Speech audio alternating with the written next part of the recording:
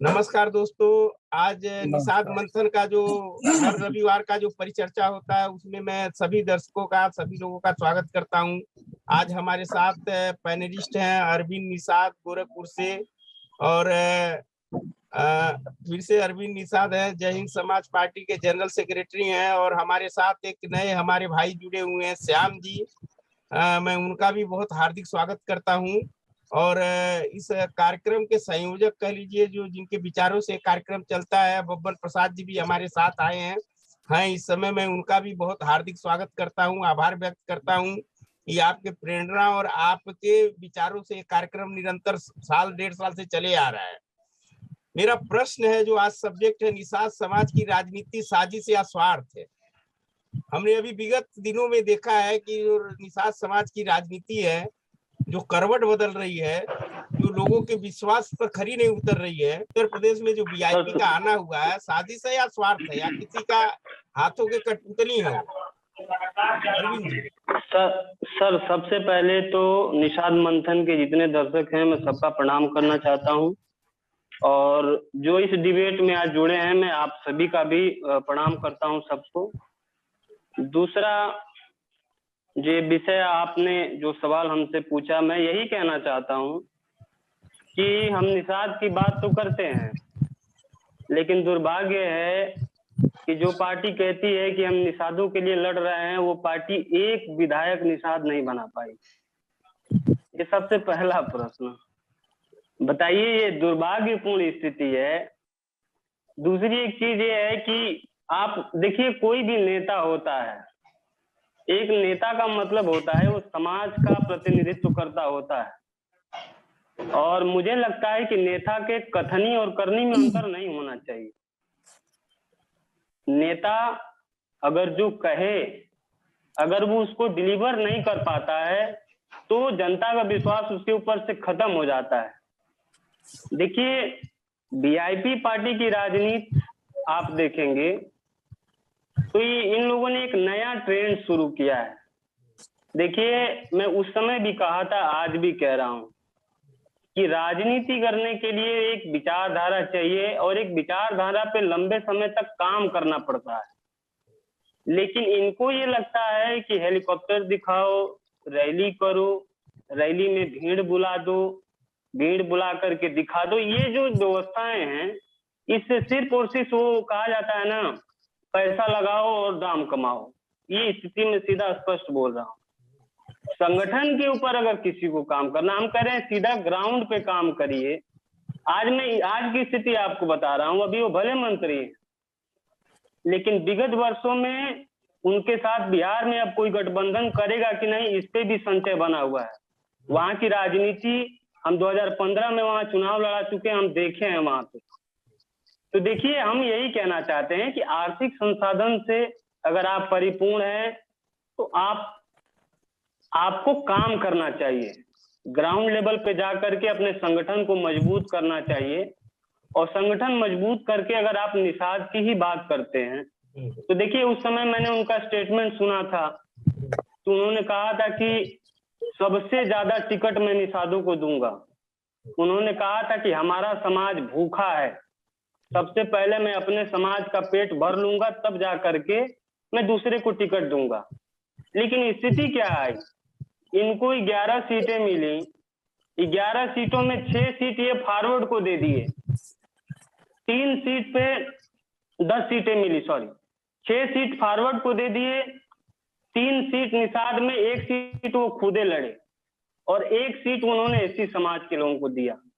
तो देखिए, हम यही कहना चाहते हैं कि अगर आप कह रहे हैं कि हम निषाद समाज के लिए राजनीति कर रहे हैं, और निषाद समाज हमारे लिए सर्वोपरि है, अगर आप कहते हैं कि हमारे पास बहुत पैसा है, बहुत संसाधन है, तो हम एक ही चीज कहते हैं कि अपने भाइयों को आप टिकट दीजिए। अरे, चुनाव की सच्चाई यही है कि पैसा ज्यादा खर्चा होता है, तो बाहुल्य सीटों पर अपने लोगों को आप टिकट दीजिए, उनको फाइनेंस करिए, उनकी मदद करिए। ज्यादा से ज्यादा लोग जीत करके जाएंगे, वो आपके साथ खड़े रहेंगे, आप भी मजबूत होंगे, समाज भी मजबूत होगा। लेकिन आज की स्थिति में देखिए, अगर वो समाज के लोगों को जिताए होते वहां, आज उनके जो विधायक हैं, मैं अपनी बात नहीं कर रहा हूँ, वहां के राजनीतिज्ञ, जो मीडिया भी कह रही है कि उनके विधायक उनके बस में नहीं, अगर वो समाज के लोग जीत करके गए होते और उनको मदद किए होते तो उनके साथ वो मजबूती के साथ खड़े होते।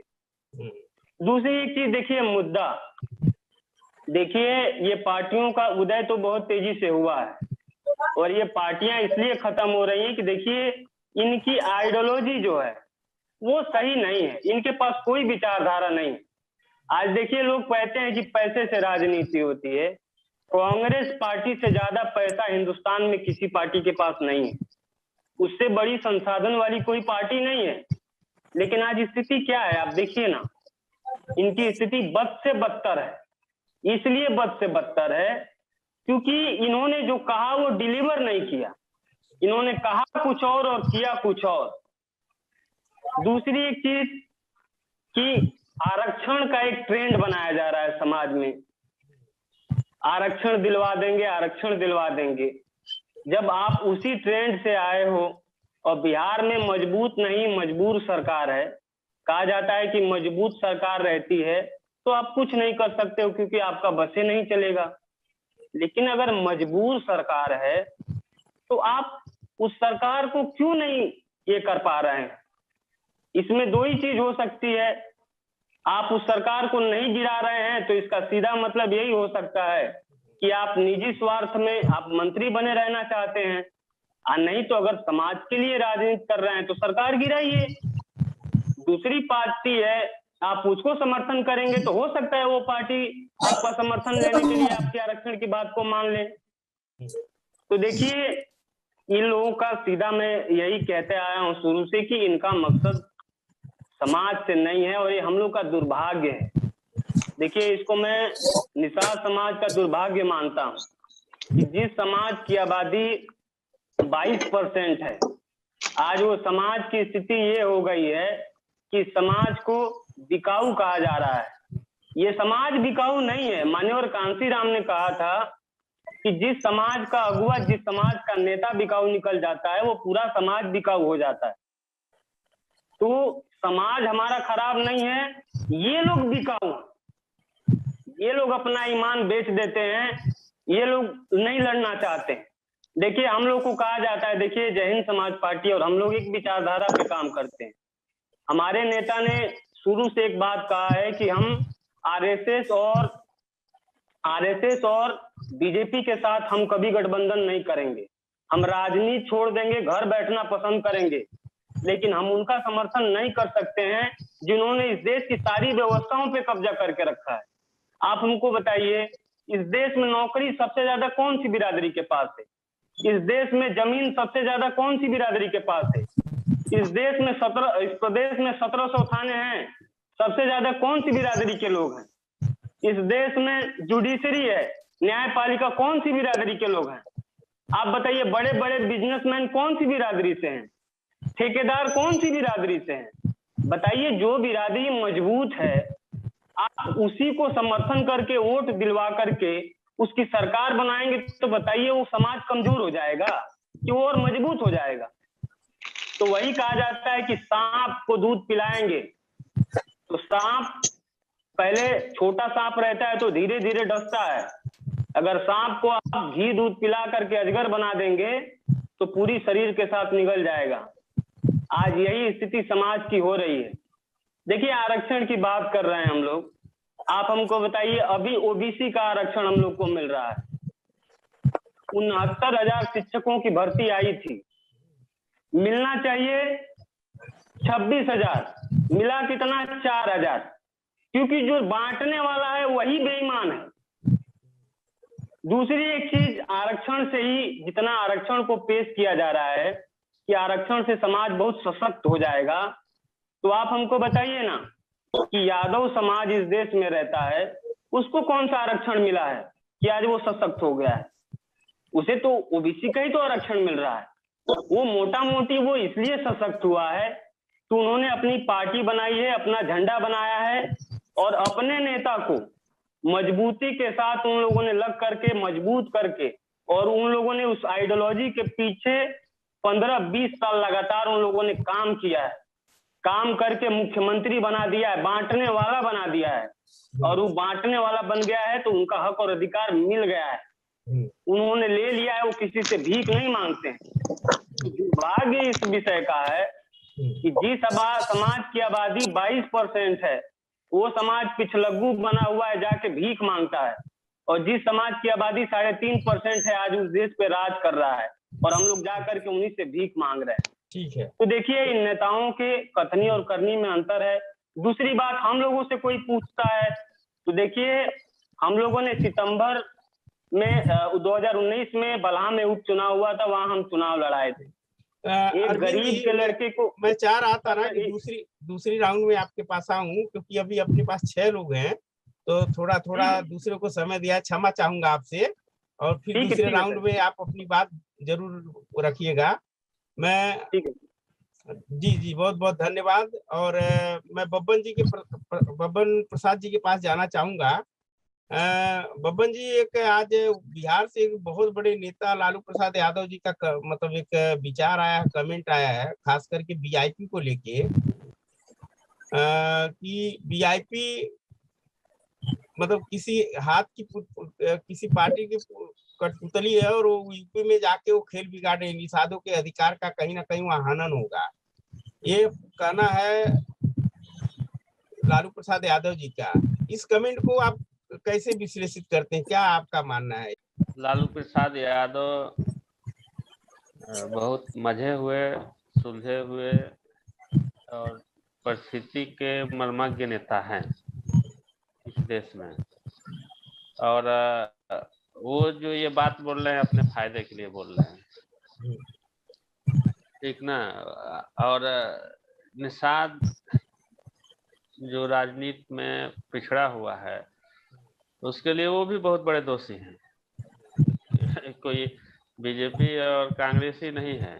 देखिए, राजनीति की शुरुआत किसी को होता है।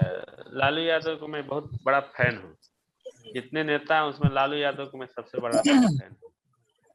और लालू यादव के आप ले लीजिए, मुलायम को ले लीजिए, किसी को भी ले लीजिए, तो ये लोग राजनीति जो है उस समय के मुख्य धारा के जो कोई पार्टी थी उसके साथ शुरू किए, और जेपी आंदोलन से जुड़े, जेपी के साथ है, और उस आंदोलन से जो है ये लोग सब लोग जो है अपना पद प्रतिष्ठा पाए। और उसी के बाद जो है मुलायम सिंह भी जो है अपना पार्टी बना के राजनीति की, और जो है बने अपना मुख्यमंत्री, ठीक ना। और उस समय जब ये आंदोलन हुआ, वो आंदोलन बैकवर्ड के हित में था, तो पूरे बैकवर्ड ने जो है वो समर्थन दिया, और जिसके नतीजा हुआ कि 27% आरक्षण जो है मिला। लेकिन अब 27% आरक्षण मिलने के बाद जो है 27% पर फायदा कौन उठाए? फायदा जैसे कि उत्तर प्रदेश में कहेंगे, जिस जात की सरकार बनी उस जात को अगुआ हुए तो उसका फायदा जो है उठाए। आज जो है 90 के दशक के बात करेंगे तो यादव की स्थिति जो है निषादों से बेहतर नहीं थी, लेकिन जो शासन सत्ता में आए और जो वैकेंसियां निकली उसमें 100% यादव को भरे, तो उनके पास नौकरी आई, थाने पे गए, चौकी पे गए, खेत गृहस्थी विकसित हुआ, बाद में पढ़ाई लिखाई स्टार्ट हुआ और विकास हुआ। और हम लोग जो है उसमें पिछड़ते गए। उसका दो कारण था कि हम लोगों के पास नेता नहीं था, नेतृत्व करे, आपकी बात रखे, आपके हक अधिकार के लड़े। दूसरा कारण था कि जो नेता थे वो चमचे थे, जैसे आज के जो सभी नेता जो है चमचागिरी कर रहे हैं। इतनी बड़ी प्रदेश में इतनी जनता होते हुए भी, और एक आंदोलन खड़ा करके और एक मंच पर नहीं लड़ सकते हैं, तो इसको कहेंगे वीआईपी हो, निषाद पार्टी हो, चाहे जय हिंद समाज पार्टी हो, ये सब इसलिए लड़ रहे हैं कि हम 1-2 सीट पा जाए और हम जो है कहीं से विधायक सांसद जो है बन जाए। उसमें मुकेश साहनी सफल है, निषाद पार्टी सफल है अभी, ठीक ना, आप इसमें सफल है। लेकिन देखिए, ये उस समय के एक परिस्थिति थी जब जेपी आंदोलन हुआ, आज की परिस्थिति ये है। तो इसी ये लड़ रहे हैं सब लोग, और ये लोग जो है लोगों के बीच में जा रहे हैं, अपने बातें भी रख रहे हैं। तो इन्हीं सब बातों से जो है लोग आंदोलित हो रहे हैं, विचार कर रहे हैं, सोच रहे हैं, फाइट कर रहे हैं। जिससे ग्राम प्रधानी के चुनाव में बहुत अच्छा परफॉर्मेंस हुआ, आज के टाइम में जगह जगह देखेंगे कि आप गोरखपुर, मऊ, बलिया, चाहे तमाम जिले में चले जाइए तो इधर एक यादव, पटेल, चाहे कुर्मी, चाहे पांडे जी के पोस्टर लगा है, तो साथ में यादव को भी पोस्टर लगा हुआ है, छठ के शुभकामनाएं, दीपावली के शुभकामनाएं, और नीचे लिखा हुआ है कि ये इस विधानसभा के जो है प्रत्याशी हो सकते हैं, संभावित प्रत्याशी हैं। तो यहाँ तक हम लोग जो है पहुंचे हुए हैं।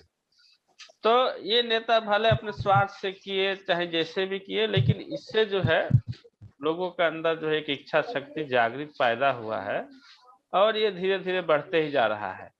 लेकिन विचारणीय बात जो ये है कि जिस तरीके से लोग आपस में ये लड़ रहे हैं, 2-3 लोग पार्टी बना के, 4 लोग, और ये सब लोग यदि आपस में लड़ के फेल हो जाएंगे तो फिर से जो आगे जो है लड़ रहे हैं, इनके पीछे वाले जो है, उनका मनोबल टूटेगा और वो लोग जो है पिछड़ते जाएंगे। तो इनके जो मुद्दे हैं आज के टाइम में, वीआईपी के मुद्दे हैं, चाहे निषाद पार्टी के जो मुद्दे हैं, ये मुद्दे जो है समाज को पीछे ले जाएगा। माने मुद्दे को जो लड़ने का जो तरीका है। अब ये बताइए, जो आरक्षण है SC ST का, वो क्या SC ST का आरक्षण राज्य सरकार दे सकती है? जो कुछ भी करेगा केंद्र सरकार करेगा। जो 127वां संविधान संशोधन हुआ है उसमें क्या कहीं SC ST के जिक्र आया है? उसमें सामाजिक रूप से, आर्थिक रूप से पिछड़े हुए लोगों के बारे में बात कर रहा है। तो सामाजिक आर्थिक में पीछे के लोगों को बात कर रहा है, उसको विशेष सुविधा दिया जा सकता है। तो ये सब मुद्दा लेके जो है लोगों को भ्रमित किया जा रहा है कि ऐसे हो जाएगा, वैसे हो जाएगा। जैसे होगा उस तरीके से बात नहीं किया जा रहा है। आज कोई भी है पार्टी है तो क्यों नहीं कोर्ट में जाके इस चीज पर जो है बात कर रहा है कि भाई हमारा ये और हमको मिला हुआ है। चाहे डॉक्टर संजय जाके सुप्रीम कोर्ट में काहे नहीं कह रहा है कि जैसे कि चमार के पर्यायवाची शब्द ये है उसको मिल रहा है और उसी तरीके से हमारा है, इसमें मिलना चाहिए। कोर्ट जो है, कोर्ट में जो अभी राजनीति जो आरक्षण का आधार जो 1935 के जनगणना जो है या 1931 के जो सेंसेक्स है जो आया था, वो सेंसेक्स का भी फॉलो किया जा रहा है। तो कोर्ट में जाके ये भी आदेश ले सकता है कि भाई इसमें सुधार करो। लेकिन ये ना अपने संसद भवन में ये बात कहेंगे, ना ही जो है ये सुप्रीम कोर्ट में इसके लिए जाएंगे। चंदा वसूल के जो है अच्छी गाड़ी में पेट्रोल भराएंगे और चलेंगे। तो ये अपने सुख सुविधा और विलासिता के जो है जीवन जीने के एक साधन राजनीति को ये लोग जो है बनाए हुए हैं। दूसरा चीज मैं ये कहता हूँ कि ये जब इनको आरक्षण नहीं मिल रहा है, उस पार्टी में हैं, तो उस पार्टी में बोल के पार्टी के माध्यम से भी कोर्ट में जा सकते हैं। लेकिन ये ना तो पार्टी के माध्यम से कोर्ट में जा सकते हैं ना कर सकते। ये एक मुद्दा को गर्म करके लोगों के अंदर जो है छोटा मोटा विश्वास ऐसा पैदा करते हैं जो आने वाला टाइम में टूट जाएगा और जो है वो फिर जो है लोग उनके पीछे चलेंगे और ये जो है मलाई काटेंगे 50-60 करोड़ की बेटा बेटी के लिए टिकट लेके जो है अपना जो है मजे कर रहे हैं। तो ये टोटल समझिए कि धोखा के जो है राजनीति है। देखिए मेरे पूरा याद है जो समाज कल्याण मंत्री गहलोत जी है, तो संसद में एक किसी ने प्रश्न पूछा था, विशंबर जी ने ही शायद पूछा था, तो उसमें जवाब दिए थे कि देखिए प्रवाची शब्द है तो वो आप प्रवाची शब्द के वो है आपको कैसे पता चलेगा? तो उन्होंने उसको 2 माध्यम बताए कि यदि आपके घर के आपके पिताजी, आपके दादाजी, आपके चाचा जी परिवार के यदि सर्टिफिकेट है तो ले जाके दिखा दीजिए कि मेरे ये परिवार के थे, इनका सर्टिफिकेट बनाए, मझवार के मैं भी हूँ, मुझे बनाइए। दूसरा चीज क्या है, उन्होंने कहा था कि यदि आपके पास ये भी नहीं आप हैं तो किसी सामाजिक संस्था जो रजिस्टर्ड है उससे लिखवा कर ले जाइए और अपना सर्टिफिकेट बनवाइए, ठीक ना? तो ये बात भी कभी ना डॉक्टर संजय, न मुकेश साहनी के पार्टी, न जय हिंद पार्टी बोल ही नहीं सकते हैं। बोल देंगे तो इनका मुद्दा खत्म हो जाएगा, पहली बात। दूसरी बात, अभी हमको देखिए, अभी दिमाग से फिर से निकल गया। हाँ देखिए, जैसे कि शेड्यूल कास्ट जो है, जो बहुजन समाज पार्टी है, बामसेफ है, तो इनके जो नेता है, संसद जो है अपना संविधान कहता है कि जो शेड्यूल कास्ट SC ST के जो आरक्षण मिला हुआ है, खास करके एजुकेशन नौकरी में, ये 10 साल के लिए कहीं नहीं है। और 10 साल के लिए जो बात होती है, ये बात जो होती है इनके जो संसद में जाने के लिए जो आरक्षित सीट है उसके लिए होती है। लेकिन ये बात जैसे वो कभी अपने समाज को नहीं बताता है कि ये नहीं ये है, तो यदि समाज में क्लियर हो जाएगा तो हो सकता है समाज उसके अगेंस्ट में खड़ा ना हो, और इनका जो है जो मलाई खा रहे हैं संसद में जाके वो अपना छीन जाए। तो उसी तरह से अपने समाज के नेता कर रहे हैं, अपने लोगों को सही इन्फॉर्मेशन नहीं दे रहे हैं, ना सही तरीके से ये लड़ रहे हैं, निजी स्वार्थ के लिए सब जो है सब लोग जो है मर रहे हैं, और कुछ नहीं है। जी जी जी, बहुत जी बहुत रामा। धन्यवाद, बहुत बहुत धन्यवाद बबन प्रसाद जी। मैं एक्चुअली डॉक्टर बलराम जी भी हमारे साथ जुड़े हुए हैं, मैं उनको भी स्वागत करता हूं। और मैं जैसे सिलसिलेवार मैं अरविंद निषाद गोरखपुर से, उनके पास जाने के बाद मैं श्याम जी के पास जाऊंगा, फिर डॉक्टर बलराम जी से भी कुछ प्रश्न है, कुछ समाज को मतलब राजनीतिक क्या मैसेज हो सकता है, तो वो अच्छे विश्लेषक है, तो उनसे भी मैं जानना चाहूंगा। मैं अरविंद निषाद जी के पास जाना चाहूंगा जो गोरखपुर से हैं। मुझे बार बार गोरखपुर से इसलिए कहना पड़ा क्योंकि एक ही नाम के दो लोग हैं, इसलिए डिफरेंशिएट करने के लिए गोरखपुर जय हिंद समाज पार्टी बोलना पड़ेगा, नहीं तो इसमें कंफ्यूजन क्रिएट होगा कि मैं किसको मतलब संबोधित कर रहा हूँ। तो अरविंद जी गोरखपुर वाले से मेरा ये प्रश्न है, जो विगत महीनों में या विगत दिनों में आपने देखा है कि एक नवभारत टाइम्स का चैनल है टाइम्स नाउ, और टाइम्स नाउ जो है वो जो सत्ता पक्ष है आज का उसके बहुत करीबी है वो, मैं खुद इस बात को पूरे दावे के साथ कह सकता हूँ।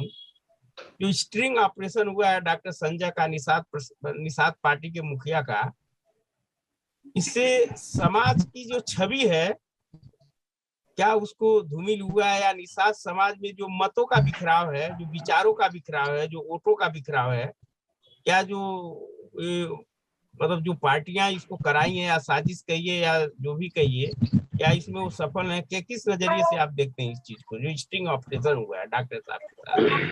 देखिए, सबसे पहली बात तो ये स्टिंग ऑपरेशन में अगर अपने आप को पाक साफ मानते हैं डॉक्टर संजय जी, तो उन्हें तुरंत कोर्ट में जाके उसे चैलेंज करना चाहिए और उसकी जांच करानी चाहिए। वेरी ट्रू, बहुत सही बात। लेकिन अभी तक कोर्ट नहीं गए, जबकि जिस चैनल ने स्टिंग ऑपरेशन किया है उस चैनल ने, मैंने जो देखा है उसने भी चैलेंज किया है कि अगर उन्हें कहीं से लगता है कि स्टिंग ऑपरेशन गलत है तो वो कर सकते हैं चैलेंज, और मैं हर जगह पे अपना मदर सिटी देने को तैयार हूँ। तो नंबर एक बात यह है कि अगर उन्हें ऐसा लगता है कि ये सच नहीं है, झूठ है, तो उन्हें कोर्ट जाना चाहिए, चैलेंज करना चाहिए, मानहानि का मुकदमा करना चाहिए। लेकिन अगर निषाद समाज के नजरिए से देखा जाए तो निषाद समाज वाकई जो है हमेशा लड़ाकू समाज रहा है, सदियों से लड़ता रहा है, आज भी लड़ रहा है। फर्क सिर्फ ये है कि यह शिक्षा से वंचित रहा, चाहे इसके पीछे कारण जो भी रहे हों, आज भी यह शिक्षा से वंचित रहा है और अपने अधिकारों के बारे में जान नहीं पाया, और यह शहरों के नजदीक होने के बाद भी शहरीकरण से बड़ा दूर रहा। अब धीरे धीरे विगत 15-20 सालों में लोग शहरों की तरफ रुख किए हैं और लोगों ने शिक्षा में उच्च पायदान पे जाना शुरू किया, लोगों ने तो अधिकारों के प्रति भी सचेत हुए। तो अब उस अधिकार के प्रति सचेत होकर के अपने अधिकारों के प्रति अपने अधिकार प्राप्त करने की चाहत में जो दल बने हैं तमाम, चाहे वो राष्ट्रीय दल हो या क्षेत्रीय दल हो या फिर निषाद समाज के नाम पे जो दल हैं, उनके साथ होकर के और वो ताकत बढ़ाना चाहते हैं। लेकिन निषाद समाज की जो पार्टी बनी है, इनका कोई देखा जाए तो आइडियोलॉजी नहीं है, इनका कोई एक विचार नहीं है। इनका सिर्फ एक विचार है कि हमें केवल निषाद समाज को साथ लेकर के और उनकी वोट के ताकत से ताकत बनाना है। लेकिन वह कहीं ये नहीं सिद्ध कर पा रहे हैं कि हमको जो निषाद समाज ने ताकत दिया उसका उपयोग हमने निषाद समाज के लिए भरपूर किया।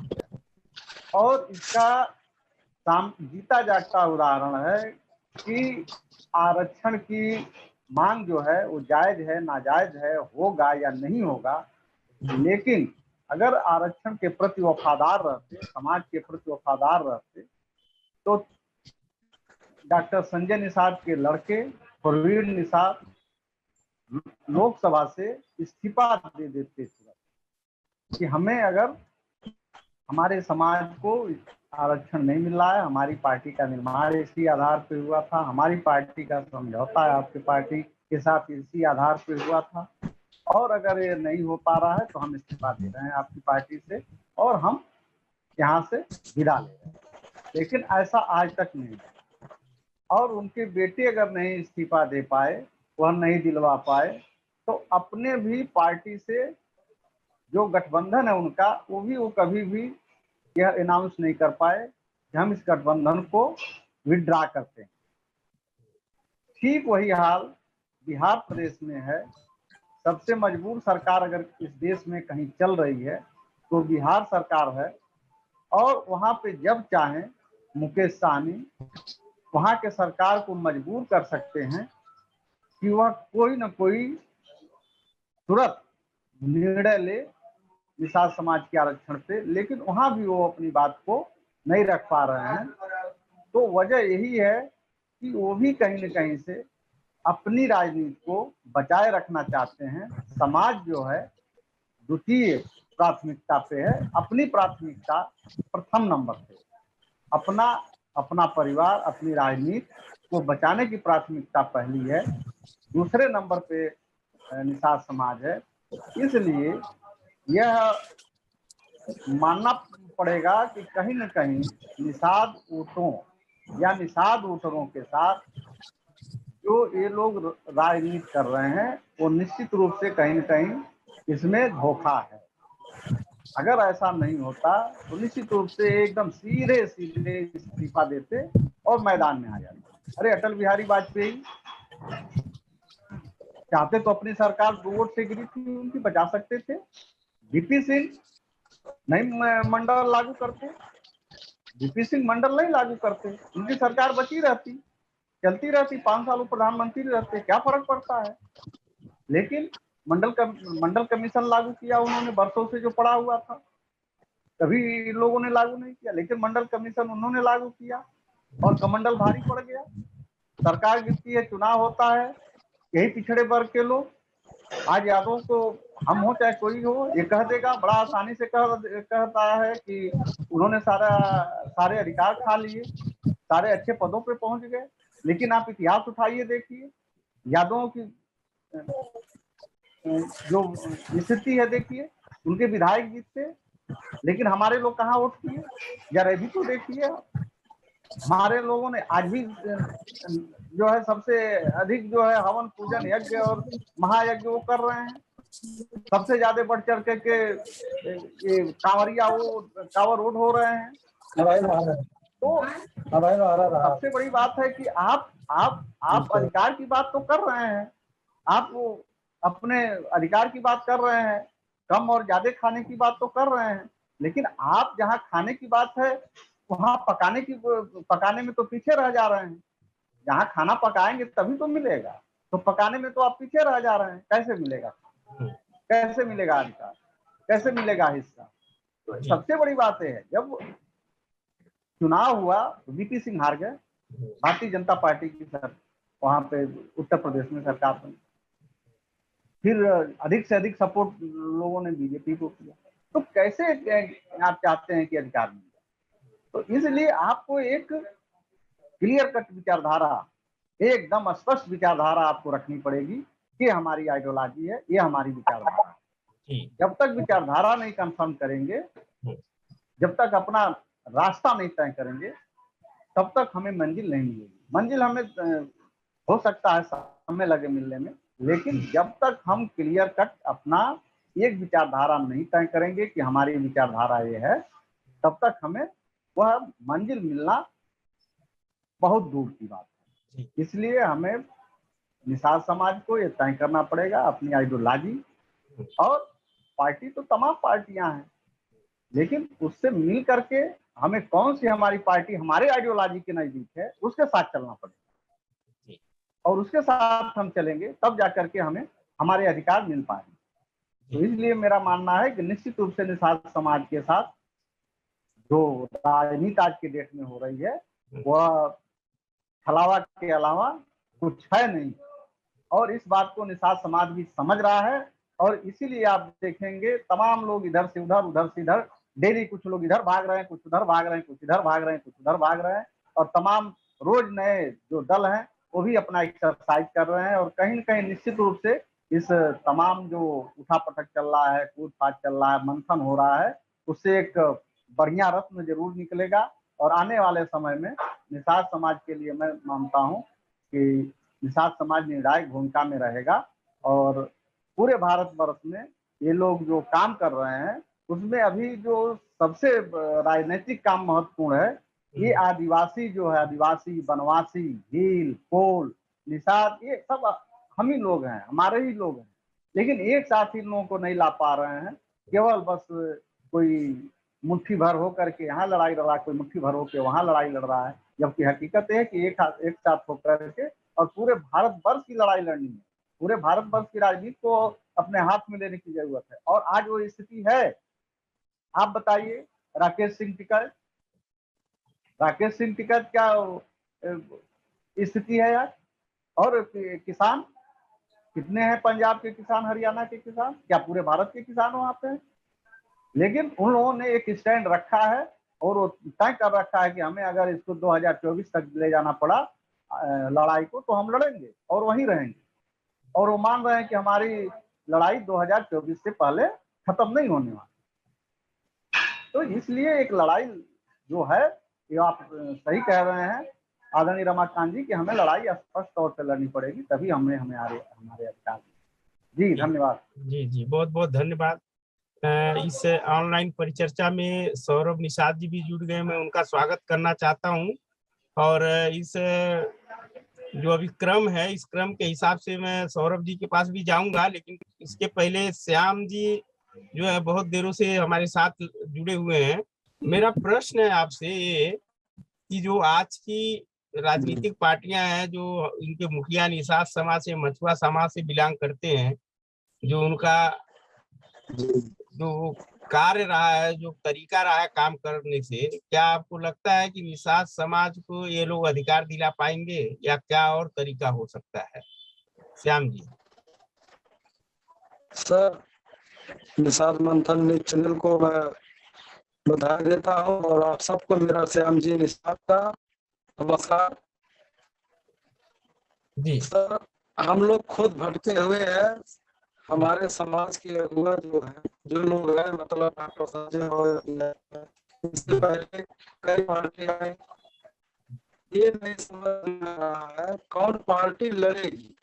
ये लोग आपस में लड़ रहे हैं, झगड़ रहे हैं, इससे तो हम लोग और कमजोर हो जाएंगे। और जब तक हम लोग एक नहीं होंगे, तब तक हमारा जो हिस्सा अधिकार कुछ भी नहीं। समझ में नहीं आ रहा है कि इसको साथ दिया जाए और कौन हमारा निषाद समाज का मसीहा होगा। ये दो पार्टियां, बड़ी खुशी हुई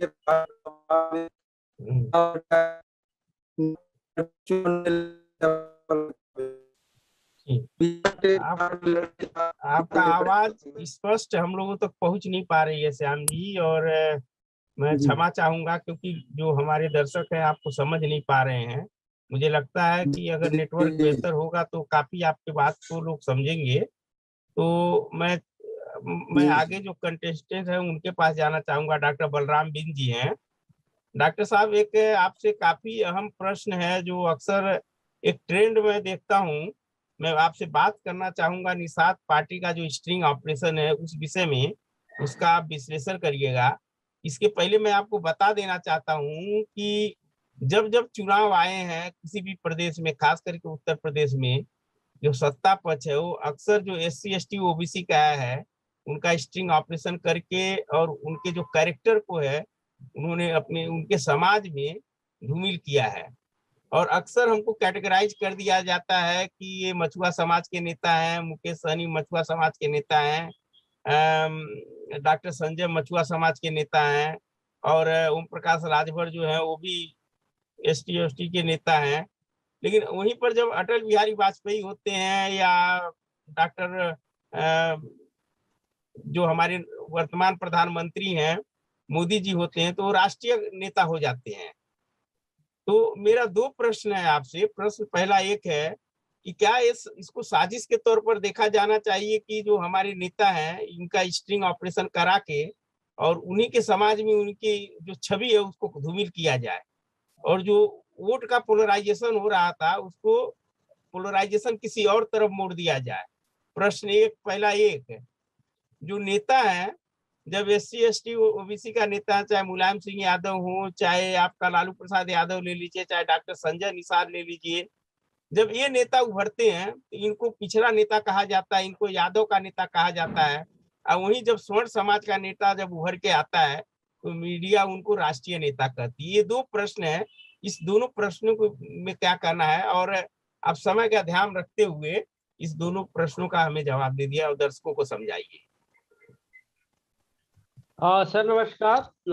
की डेट में मैं आपकी बात पूरा करने से पहले एक दो बात मैं रखूंगा कि सबसे पहले जो है अगर हम बात करें कि हमारा वैचारिकी आंदोलन क्या है, अगर मान लीजिए कि किसी दलित पिछड़े का उदय हुआ तो किन कारणों से हुआ, ये चीजें देखनी पड़ेगी। सबसे पहले अगर जेपी मूवमेंट की अगर बात करें तो उस समय के 3 नेता उभरे, क्योंकि 3 नेता उभरने का कारण ये था कि उस समय मुलायम सिंह आपके सामने है, लालू यादव आपके सामने है, उसके बाद से रामविलास पासवान भी आपके सामने थे, लेकिन अभी फिलहाल जो है इस दुनिया में नहीं रहे। और चौथा नाम जो आता है आपके जो है शरद यादव का नाम जो आप सुने होंगे। तो इस समय जो आप देखेंगे कि पूरी जो जब देश आजाद हुआ था तो देश आजाद होने के बाद जो एक लिस्ट यूपी का चाहे बिहार का छोड़ी यूपी का अगर लिस्ट देखेंगे तो त्रिपाठी मिश्रा और फला फला फला जो है मुख्यमंत्री हुआ करते थे। पूरी एक लंबी लिस्ट है। उस समय जो है पिछड़ों की एक मांग थी कि भाई कम से कम हमारा भी नेता उभरे और हम जो इस तरह की जो है हमारा भी नेता हो। तो मंडल कमीशन के बाद आप देखेंगे कि बहुत सभी जातियां जो है उस समय मिल करके मुलायम सिंह को जो है सत्ता में भेजने का काम करती है। अब ये लंबा आपके समय जो दौर आपके सामने गुजर रहा है, ये चीजें आप देख रहे हैं कि मुलायम सिंह भी सत्ता में आया और मायावती भी सत्ता में आई। तो मायावती और मुलायम सिंह ने 20 साल के कार्यकाल का अगर अवलोकन करेंगे तो जिन एजेंडे पे वो बढ़ी थी, समाजवाद लाएंगे, हम अपने समाज को बचाएंगे, तो वो चीजें कितना बचा पाई और नहीं बचा पाई आपके सामने है। मायावती का जो एजेंडा है, आप कांसीराम जिन जो है 85 की बात करते हैं, वो कितना आप 85 की जो है भागीदारी मायावती ने दी और नहीं दी, ये भी आपके सामने है। तो उदय होना हमारे जो है अन्य जो जातियों आधारित जो है नेताओं का उदय हुआ। लेकिन आज तो उदय जो है जाति आधार नेताओं का उदय हुआ है, एक तरह से ये कितना सामाजिक, चूंकि एक तरह से समाज की मजबूरियां है। जाति समाज को नेताओं का उदय होने से एक ये हुआ है कि अब समाज की एक मजबूरी है कि इनको वोट करती है। चूंकि जो नेचर मायावती, मुलायम सिंह और इसके पीछे जो त्रिपाठी चौबे और जो मुख्यमंत्री बनते थे वो मजबूरी के कारण जो है समाज हमेशा वोट देता रहता था। अभी भी जाति आधारित नेताओं को समाज मजबूरी में वोट दे रहा है। कारण ये है कि मायावती ने वही की, मुलायम सिंह ने वही किया, और इसके पहले का जो इतिहास देखेंगे तो वही हुआ था, जिसके कारण इनको वोट समाज दे रहा है। अगर वैचारिक रूप से देखें, क्योंकि आइडियोलॉजी रूप से अगर ये मजबूत होते तो जो है कहीं ना कहीं ये किसी एंगल से जो है आज के डेट में मजबूत होते, क्योंकि ये वैचारिक रूप से मजबूत नहीं है। अब नैरेटिव थोड़ा सा समझने की जरूरत है। नैरेटिव में एक दो चीजें ये है कि भाई अगर त्रिपाठी चौबे और जो है सवर्ण समाज का अगर विधायक, सांसद या जो है मुख्यमंत्री बनेगा, तो आइडियोलॉजी वो अपनी हिसाब से अपनी आइडियोलॉजी जो ऑलरेडी जो है हजारों वर्षों से हम शोषित हो रहे हैं, तो उसी आइडियोलॉजी को फॉलो कराने की कोशिश करेगा। ये एक आइडियोलॉजी आपके सामने है जो आप देख रहे हैं, वो आपसे परिचित है या समाज भी इससे परिचित है। ऐसा नहीं है कि समाज इससे परिचित नहीं है कि सवर्ण की आइडियोलॉजी क्या रही है और आपको किस नजरिया से देखा और आपको क्या बना के रखा है। आप मजदूर बन के रह गए, आप गरीब बन के रह गए, शोषित समाज के नाम से जाने लगे, क्योंकि आपकी दो चीजें छीन ली गई। आपकी विचार की आइडियोलॉजी पढ़ने नहीं दिया गया, पढ़ने नहीं दिया गया तो मतलब कि आपकी विचार की आइडियोलॉजी समाप्त हो गई। दूसरी चीजें ये थी कि सत्ता बल से थोड़ा बहुत आप मजबूत थी, तो जमीन के नाते आपकी जमीन जो थी, जमीन जायदाद थी, वो भी छीन लिया गया। जब ये आपकी आइडियोलॉजी एक तरफ से जो आपके दिमाग को जो है वो कर दिया गया, माने सवर्णों की आइडियोलॉजी में एक तरफ से दो चीजें आपकी छीनी गई, एक आइडियोलॉजी, दूसरी आपकी जो ये जो आपके जमीन जायदाद है या संपत्ति थी, जिसको आप कहते थे कि हम राजा हैं और राजा के वंशज हैं और आज भी आए दिन जो है लड़ने का काम करते हैं, तो वो चीजें जो आपकी जमीन जायदाद थी ये छीन लिया गया। तो जो सवर्ण की आइडियोलॉजी में आप जो है समाप्त हो गए और आज जो गरीब हो गए। ठीक है, दूसरी नैरेटिव अब आपको समझने की जरूरत है कि 90 के बाद जो है दूसरी नैरेटिव शुरू होती है। मुलायम सिंह आते हैं, उधर मायावती आती हैं। मुलायम सिंह आने के बाद मुलायम सिंह की जो लोहिया का जो आइडियोलॉजी थी, जो समाजवाद की आइडियोलॉजी को वो आगे बढ़ाना चाह रहे थे कि भाई सबको समान जो है आइडियोलॉजी, मैंने सबको समानता की बात की जाए, सब जो है उस विचारधाराओं को लेकर के बढ़े। जेपी जी भी उसी मूवमेंट के बढ़ाए थे, जो आपका देश आजाद 75 में जो समाजवाद धर्मनिरपेक्ष की जो है अवधारणा उसमें जोड़ा गया, आप इस चीज को भी देख सकते हैं। तो ये नेता समाजवादी विचारों को आइडियोलॉजी से लेकर उभरे हुए थे। तो ये एक आइडियोलॉजी आप यहाँ देख सकते हैं। मायावती का भी आइडियोलॉजी आप देख सकते हैं कि एक दबे कुचले की जो आइडियोलॉजी की थी, वो कितना उन्होंने जो है समाज को जो है दिया। तो अब नैरेटिव यहाँ जो है दो चीजें हो गई। एक नैरेटिव ये हो गई कि सवर्ण की आइडियोलॉजी यानी ब्राह्मणवादी आइडियोलॉजी है, जिसे हमेशा कॉन्फ्लिक्ट में संघर्ष करती रही। अब आती है तीसरी बात। तीसरी बात ये है कि हमारा जो समाज है या जो आज के डेट में जिसे आप बात कर रहे हैं, जैसे जो है ओम प्रकाश राजभर की बात कर रहे हैं, मुकेश सहनी की बात कर रहे हैं, डॉक्टर संजय की निषाद की बात कर रहे हैं, या जो है बहुत से अन्य जो हमारे जय हिंद समाज पार्टी के नेता जो है नंदलाल निषाद, इस तरह के बहुत से पार्टियों का उदय हुआ। तो आइडियोलॉजी में ये दोनों नैरेटिव के अलग विपरीत इनकी आइडियोलॉजी क्या है, ये अभी आज तक जो है स्पष्ट नहीं हो पाया। अगर स्पष्ट होता तो हमारा समाज एक तरह से जो है वोट करने का जो है अपनी नजरिया बदल लेता, उसमें कोई दिक्कत ही नहीं होता, आराम से वोट दे देता। तो ये तीसरा जो पक्ष है आइडियोलॉजी का, ये चीजें अभी तक वो जो नैरेटिव होना चाहिए, क्या वही जो मायावती माने अगर हम कहें अम्बेडकर और जो है लोहिया के विचारों को जो है ये फॉलो कर रहा है, या जो है ब्राह्मणवादी आइडियोलॉजी जो सवर्णों की आइडियोलॉजी है उसको स्वीकार कर रहा है। ये बात जिस दिन स्पष्ट हो जाएगी उस दिन इस समाज का उदय होना संभव हो जाएगा। तो ये आपकी जो है ये आइडियोलॉजी पे निर्भर आके करता है कि ये लोग क्या करेंगे, ये आपको स्पष्ट हो गया। ठीक है, अब बात जो आप स्टिंग ऑपरेशन की बात कर रहे हैं, तो स्टिंग ऑपरेशन हमेशा होता रहा है। जो है आप, चूंकि मैं मीडिया से ही हूँ और मीडिया हमारा पेशा भी है और लेखन पढ़ने का जो है काम भी है, और मीडिया के होने के नाते जो है स्टिंग ऑपरेशन आज से नहीं, आप देखेंगे तहलका कांड से लेकर के तमाम जो कांड है आप इनसे परिचित भी है। ऐसा कुछ नहीं है, जो बड़े बड़े सेलिब्रिटी का ऑलरेडी स्टिंग ऑपरेशन होता रहता है। तो चलिए ये मान के चलिए कि हमारा समाज हो सकता है सेलिब्रिटी बन गया हो, और इसलिए जो है उनको स्टिंग ऑपरेशन कर लिया गया है। ठीक है, एक ये बातें हैं। दूसरी बातें अब देखिए कि आखिर बात, जब एक पॉइंट आपने कहा था कि भाई आप जो है, जो हमारे नेता अगर उभरता है तो उसको दलित पिछड़ा का वो लगा दिया जाता है, और जो उनके नेता कोई उभरता है तो राष्ट्र निर्माण वाले जो है नेता मान लिया जाता है। तो ये आपके सामने इसलिए मैं भूमिका थोड़ा बनाया था कि इससे आपको स्पष्ट हो जाएगा कि ब्राह्मणवादी नेचर में आप क्या है, ऑलरेडी पहले से ही दलित पिछड़े हैं। ब्राह्मणवादी नेचर में जो इनका राष्ट्र की बात करते हैं, ओरिजिनल राष्ट्र की छोड़िए, इनका जो राष्ट्र की जो बात करते हैं, जो केसरिया की राष्ट्र की बात करते हैं, तो उस राष्ट्र में आप दलित पिछड़े हैं। ठीक है, तो ये अगर अब इधर की अगर बात करेंगे कि जो है आपके लोहिया और अम्बेडकर की बात करेंगे, तो ऑलरेडी आप शोषित समाज हैं। तो आप शोषित समाज में इनकी आइडियोलॉजी को आपने कितना अडॉप्ट किया, जिसका कारण जो है आपका विकास होने की किस तरह की नजरिया डेवलपमेंट हुई, ये स्पष्ट आपको इनके नजरिया से देखा जा सकता है।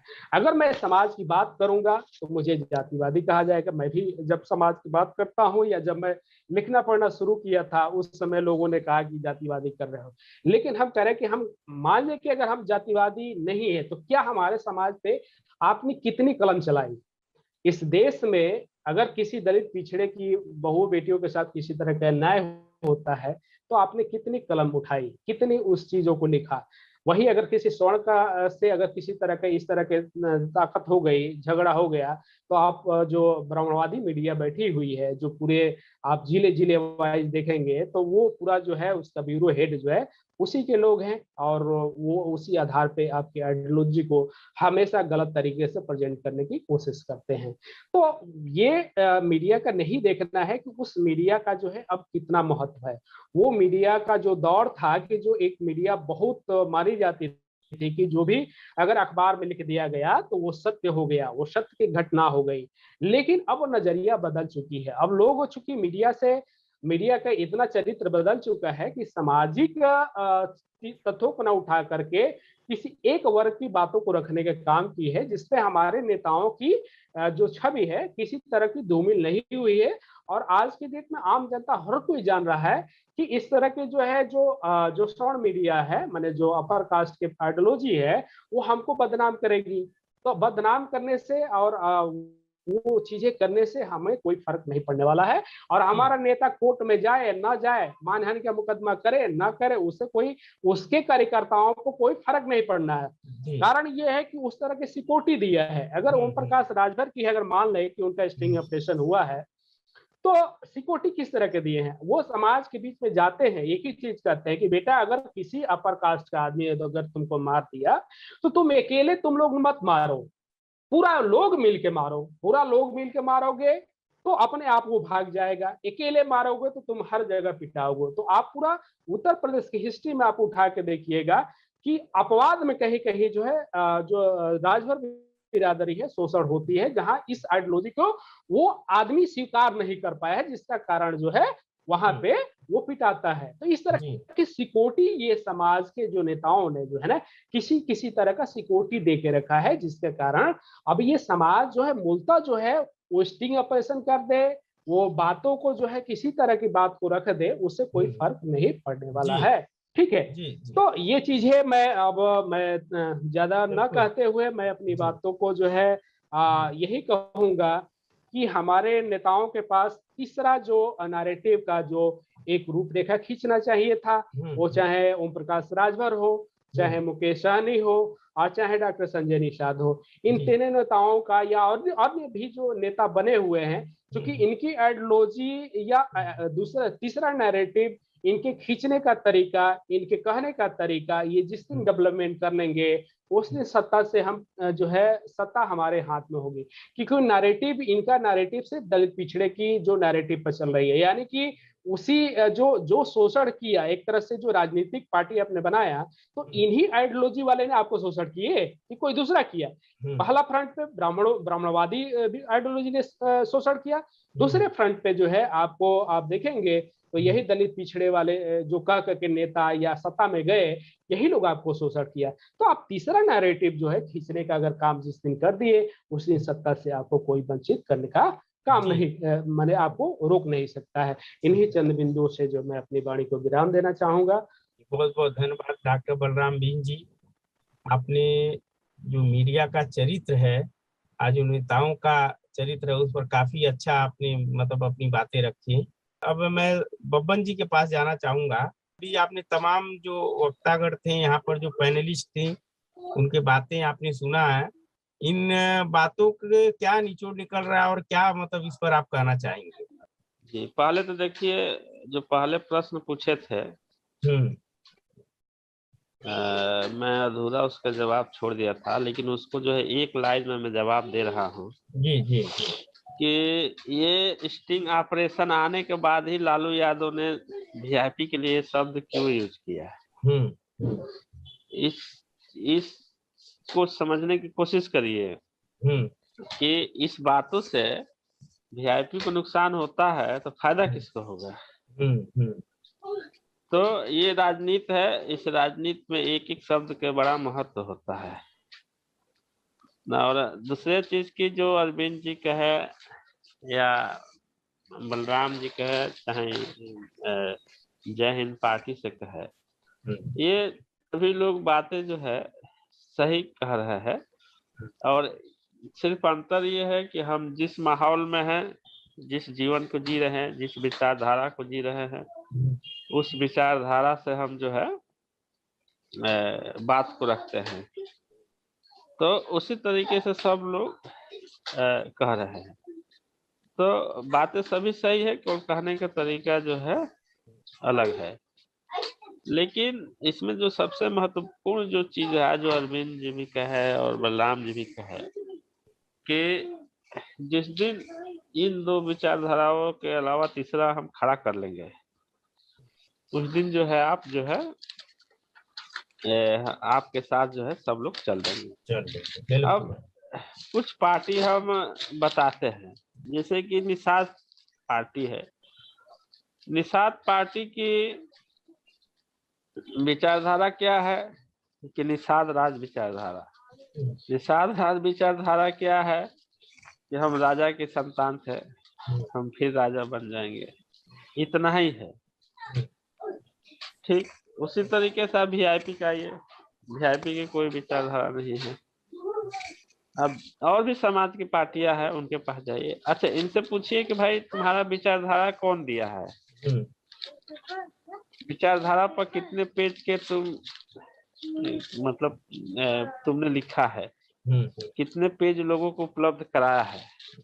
जैसे बीजेपी है, बीजेपी के एकात्मवाद के सिद्धांत पर चलता है, उसको दीनदयाल उपाध्याय जी ने जो है दिया है। उसी तरीके से समाजवाद के विचारधारा जो है लोहिया जी ने दिया है। तो उनके पास इस उनके पास इस विचारधारा के जो है एक पुस्तक है, अनेकों कहानियां है, किस्से है, जो संगठन के या सामान्य जनमानस के बीच जो है दिया जा सकता है। कांग्रेस के पास जाएंगे तो उनके पास विचारधारा गांधी जी के जीवन से आधारित है, अनेकों पुस्तकें उपलब्ध है। तो ये सब तमाम चीजें हैं, लेकिन हम नहीं ये कहेंगे कि एक दिन में हो जाएगा, क्योंकि ये हमारे ऊपर भी लागू होता है कि हम डॉक्टर संजय को, चाहे मुकेश सहनी को, चाहे नंदलाल जी को, चाहे दूसरे को हम बोले, लेकिन हम नहीं कर रहे हैं। तो वो कहानी यही हो गई कि भगत सिंह जो है पड़ोसी के आंगन में पैदा होना चाहिए, मेरे आंगन में नहीं। भाई हम अपना बेटा क्यों खोए, पड़ोसी खोए। तो एक ये भी अपने समाज में सबसे बड़ा दोष है। और ये दोष क्यों आया है? जैसे आज देश आजाद नहीं था जब मुगलों के गुलाम था, तो अपने समाज में अनेकों योद्धा दिया जो नेतृत्व किया, लड़ा। अंग्रेजों के साथ लड़ाई में भी अनेकों नेतृत्वकर्ता पैदा हुए, नेतृत्व किए। और उसके पहले के भी पूर्णों के शासन आया, चाहे जो भी आया, और अपने समाज जो है राजा भी हुए और राज्य भी चलाए हैं, ये है।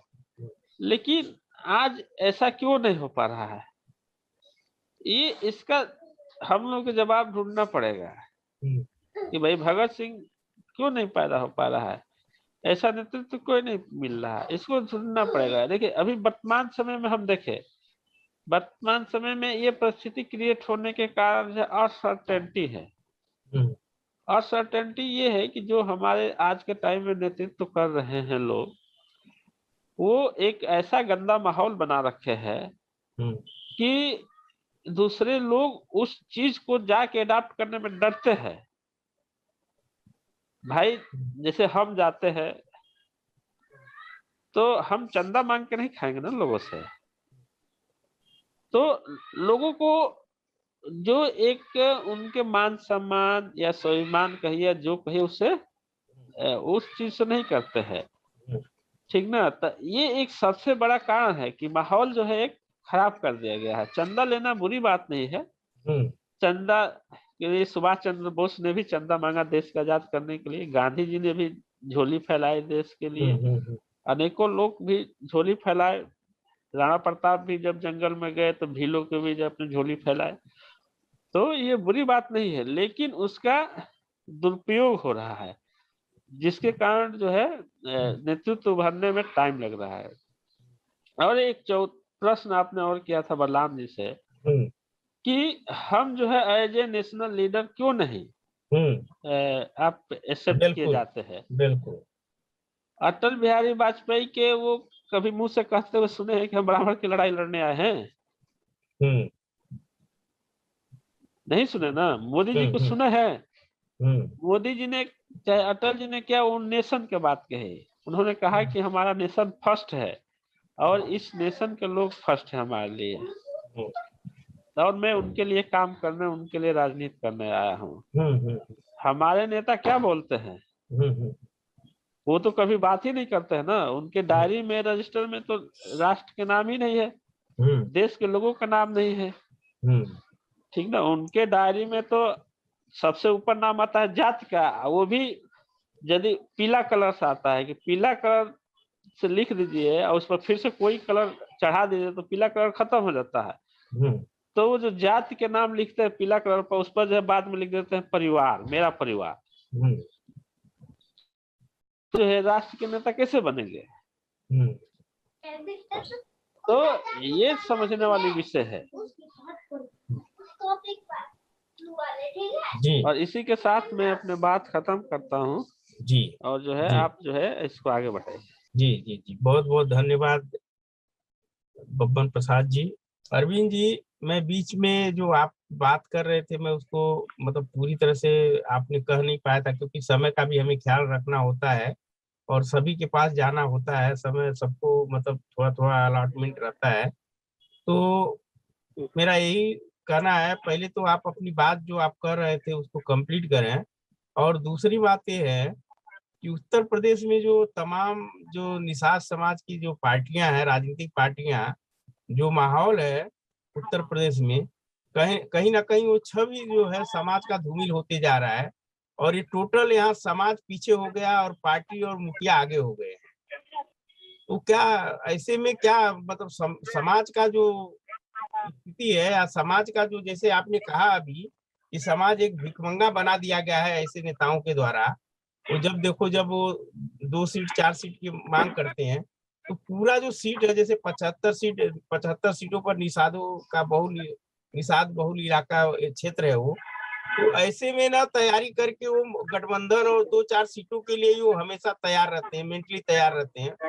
इससे सिद्ध होता है कि वो कभी भी जब उनके पास आंकड़ा नहीं होगा, उनके पास संख्या नहीं होगा, तो वो तो अपना अधिकार कभी नहीं पा सकते, वो मांगने की स्थिति में रहेंगे। तो क्यों ना हम आपसी जो अलायंस करके और जो 70 से 75 सीटें हैं लड़े, और लड़ने के बाद कम से कम जो हमारी इस समय जो अपोजिट पार्टियां हैं जो जिनको चैलेंज कर सकें, हम बार्गेनिंग की स्थिति में है, न कि भीख मांगने की स्थिति में। ये कैसे संभव है अरविंद जी? देखिए सर, सबसे पहले तो मैं इस संबंध में यही कहना चाहता हूँ कि यहाँ स्थिति ये हो जाती है समाज की, जैसे मान लीजिए कि इस समय माहौल बीजेपी का चल रहा है। देखिए ओरिजिन पे अगर समाज जाए, देखिए जो बौद्धिक तबका है, मैं उनको कहना चाहता हूँ, पार्टी दल से अलग हट करके एक बात कहना चाहता हूँ कि सबसे पहले तो एक जो शिवगुफा छोड़ा गया है भारतीय जनता पार्टी के द्वारा कि नहीं तुम जाओ जाकर के आरक्षण की बात करो और उसी पे समाज वोट देगा। देखिए इसका लाभ कौन लेके जा रहा है? देखिए मैं इस बात को हमेशा कहता हूं कि हमें लड़ाई लड़नी है तो सबसे पहले तो हमें आइडेंटिफाई करना पड़ेगा कि हमारा दुश्मन कौन है। दुश्मन कौन है? जब तक हम ये पहचान नहीं पाएंगे कि हमारा दुश्मन कौन है, आप लड़ेंगे किससे? तो देखिए एक बात ये कही जा रही है, देखिए यादव, मुलायम सिंह यादव की बात की जाए चाहे लालू प्रसाद यादव की बात की जा रही है, एक बहुत बढ़िया कॉन्सेप्ट आपने रखा, मैं उसी पे मैं अपनी बात रखता हूँ, फिर इस संबंध में मैं आऊंगा कि ओबीसी नेताओं को उनके जाति से क्यों जाना जाता है। देखिए ये यादव समाज के जो नेता हैं इनके बारे में ये कहा जाता है कि सारा हक खा गए। साहब सारा हक खा गए तभी तो आपने उनको हरा दिया। सारा हक खा गए, एक गलती थी तभी ने आपने उसको हरा दिया और वह हार करके सत्ता से बाहर चले गए। लेकिन उन्होंने लिया क्या, सबसे पहले तो ये जानना है। मान लीजिए कि लालू प्रसाद की यहाँ सरकार रही, देखिए मैं उस पार्टी का ऐसा नहीं है कि मैं उनका समर्थन कर रहा हूँ, ऐसा नहीं कह रहा हूँ, समझने के लिए समझने हाँ कि अब जैसे ओबीसी तबका में अगर मुलायम सिंह यादव यहाँ नहीं होते, मायावती अगर नहीं होती तो ओबीसी समाज के लोग आज कुर्ता पजामा पहन के राजनीति नहीं कर पाते। ये सच्चाई है, इसको कोई माने या मत माने। बिल्कुल सत्य बात है। बिहार की भी यही सच्चाई है कि वहाँ 4 नेता ओबीसी के नहीं होते, लालू प्रसाद यादव, रामविलास पासवान, शरद यादव, अगर ये 4 नेता वहाँ नहीं होते तो वहाँ के भी ओबीसी तबका के लोग नेतागिरी नहीं कर पाते, अगर करते तो मार दिए जाते। तो हम ये कहना चाहते हैं कि ये हक खा गए तो कितना खा गए। मैं मान लेता हूं कि हक खा गए तो नौकरी में कुछ अपने लोगों को भर्ती कर लिए, लेकिन सबसे ज्यादा कब्जा किसका है? आज बीजेपी की सरकार है, आप हमको बताइए कार्यपालिका में सबसे ज्यादा किसका कब्जा है? यादव का कि ब्राह्मण और ठाकुर फारवर्ड का है? विधायिका के ऊपर सबसे ज्यादा कब्जा किसका है? फारवर्ड का सबसे ज्यादा कब्जा है। न्यायपालिका है, न्यायपालिका में सबसे ज्यादा कब्जा किसका है? फारवर्ड का है। मीडिया की आप बात कर रहे हैं, मीडिया में भी सबसे ज्यादा कब्जा किसका है? एक एडिटर ओबीसी समाज का, एससी समाज का नहीं है। वो कैसे नेता बनाएंगे? अभी इंजीनियर साहब कह रहे थे, मैं इनकी बात से असहमत हूं, इसलिए मैं असहमत हूं कि ये कह रहे थे कि उनके नेता जाति का नाम लेकर के काम नहीं करते हैं। साहब ये लोग का कथनी और करनी दोनों में बड़ा अंतर होता है। अगर उस तरह से आप देखेंगे तो अंबेडकर जी ने किसी जाति की नहीं बात की, लेकिन उनको एक जाति का नेता बना दिया गया। लोहिया समाजवाद की बात करते थे, वो किसी जाति की बात नहीं करते थे, लेकिन उनको भी एक जाति का नेता बना दिया गया। अगर ये लोग इतने सिद्धांतवादी हैं, चाहे मोदी जी हो गए, चाहे अटल बिहारी वाजपेयी हो गए, चाहे पंडित जवाहरलाल नेहरू हो गए, अगर ये इतने बढ़िया लोग हैं तो मीडिया में हमारे लोग क्यों नहीं है? हमारे लोग न्यायपालिका में जज हमारे लोग क्यों नहीं है? हमारे लोग बिजनेसमैन, सबसे बड़े बिजनेसमैन क्यों नहीं है? ये जो सवाल है, ये सवाल ये बताता है कि ये लोग कहते तो नहीं है हम जाति के हैं, लेकिन करते वही हैं। अपने जाति के लोगों को बिजनेसमैन बनाते हैं, अपने जाति के लोगों को ठेकेदार बनाते हैं, और सबसे ज्यादा नौकरियों पे किसी का कब्जा है तो फॉरवर्डों का है। 1700 थाने हैं इस समय उत्तर प्रदेश में। 1700 थाने में कौन सी बिरादरी का थाना अध्यक्ष है जो उत्तर प्रदेश में रहता है? जाकर के अपने थाना में पता कर ले, पता चल जाएगा कौन सी बिरादरी का है। इस पे हम सवाल नहीं पूछेंगे। तो देखिए मैं ये कहना चाहता हूं कि सबसे पहले ये जो विचारधारा है, आरएसएस की जो विचारधारा है और बीजेपी की जो विचारधारा है, मैं कहता हूं कि इस विचारधारा को हम सबको मिलकर खत्म करना चाहिए अगर हमें सुरक्षित रहना है। तो जिस दिन ये विचारधारा खत्म हो जाएगी उसके बाद हम आपस में डिसाइड कर लेंगे किसको क्या करना है, पहली बात। दूसरी बात मैं ये कहना चाहता हूं कि आप देखिए, ये कहते हैं कि हम देश के नेता हैं। 10% आरक्षण स्वर्ण समाज के लोगों को दिया गया आर्थिक आधार पर। हमारे देश के संविधान में कहीं नहीं लिखा गया है कि आर्थिक आधार पर आरक्षण देना चाहिए। आप हमको बताइए, जो व्यक्ति 70,000 रुपया कमाता है वो गरीब है, उसको आरक्षण मिलना चाहिए। जिस आदमी के पास 5 एकड़ जमीन है वो गरीब है, उसको आरक्षण मिलना चाहिए। आप जरा सोचिए कि 10% लोगों को इस देश में 72 घंटे के अंदर आरक्षण दिया गया, यानी 90% लोगों का अपमान इन लोगों ने करने का काम किया। लेकिन वो इसलिए कर पाए क्योंकि वो जानते हैं कि छोटी छोटी बात पे लड़ने वाले लोग हैं। तो देखिए, मैं यही दूसरी एक निषाद समाज पे मैं आता हूं कि 2019 में निषाद समाज का इस समय स्टैंड क्या होना चाहिए। मैं स्पष्ट इस बात को कहना चाहता हूं। आप पार्टी दल बात किया जाए, चलिए कोई बात नहीं, लेकिन आप हमको बताइए कि सपा ने आरक्षण देने की बात की, उसने नहीं दिया, हम उनको हरा दिए। बसपा ने आरक्षण देने की बात की, नहीं दिया, हमने उनको हरा दिया। बीजेपी ने भी 2019 में हमारे समाज के लोगों को कहा कि आरक्षण देंगे, उसने नहीं दिया। आदित्यनाथ योगी ने कैबिनेट की बैठक बुला करके कह दिया कि हम तुमको आरक्षण नहीं देंगे। आप हमको बताइए, तो समाज का इस समय स्टैंड क्या होना चाहिए? समाज का स्टैंड यही होना चाहिए कि उसको अपनी ताकत इकट्ठा करके इनको हराना चाहिए। मैं इसलिए कहना चाहता हूं कि जब हराएंगे तभी ये दलाल नेता खत्म होंगे, जो आज जाकर के बीजेपी को कहते हैं कि ये तो सब समाज हमारे जेब में है, आप हमको व्यवस्था दे दो, हमारे परिवार को व्यवस्था दे दो। तो जानता है कि इसको हम व्यवस्था दे देंगे तो इसका समाज तो मुर्दा है नहीं देगा, इसको क्या जरूरत है इसको आरक्षण देने की। तो हम कहते हैं कि मेन ओरिजिन में हम लोग जाएं। जब हम लोग इस बार सारे लोग मिलकर के जब इनको हराएंगे तब जाकर के इनको हमारे वोट की ताकत का एहसास होगा और इनको एक बात समझ में आएगा कि निषाद समाज में एक बौद्धिक तबका भी हुआ है, जिसका अगर काम नहीं होगा तो किसी नेता के पीछे ना जा करके वो सीधा हमको हराने का काम करेगा। ये पहली बात। दूसरी एक चीज कि बलराम जी से मैं बहुत संतुष्ट हूँ। देखिए, मैं पर्सनली उनकी बहुत तारीफ कर रहा हूँ।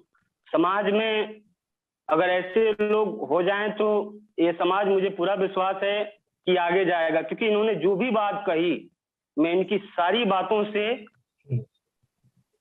मतलब उनसे रिलेट कर पाता हूं मैं अपने आप को। दूसरी एक चीज देखिए, हम लोग की पार्टी की बात की जा रही है, विचारधारा की। देखिए, होता यह है कि हम लोगों की पार्टी की विचारधारा शुरू से रही है कि हम लोगों ने आज तक अपने मंच पे पंडित ठाकुरों को बैठने नहीं दिया। ये मैं खुले मन से इस बात को कह रहा हूं।